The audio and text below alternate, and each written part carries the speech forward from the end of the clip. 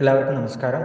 ഇന്നത്തെ ശുഭചിന്ത: സ്വന്തം പേരും പെരുമയും നിലനിർത്താൻ മാത്രം ജ്വലിക്കുന്നവർ ഒരു ചെറുകാറ്റിൽ പോലും അണയും. ആർക്കെങ്കിലുമൊക്കെ തീ പകർന്നിട്ടുള്ളവരുടെ നാളം അണയാതിരിക്കാൻ ആരെങ്കിലുമൊക്കെ ശ്രമിക്കും. അണയുന്നതിന് മുമ്പ് ആർക്കു വേണ്ടി ജ്വലിച്ചു എന്ന ചോദ്യത്തിന് ഉത്തരം നൽകാത്ത ഒരു നാളവും അധിക നാൾ നിലനിൽക്കില്ല. സ്വയം ബഹുമാനം എല്ലാവർക്കും ആവശ്യമാണ്. അതില്ലാത്തവർ അപകർഷതാബോധത്തിന് അടിപ്പെടും. ഈഗോ തകർക്കപ്പെടുന്ന നിമിഷത്തിലാണ് ഒരാൾ അയാളെ തിരിച്ചറിയുന്നത്. സ്വയം പുകഴ്ത്തൽ അനാവശ്യ ഘടകമാണ്. അതുള്ളവർ അഹങ്കാരത്തിനടിമപ്പെടും.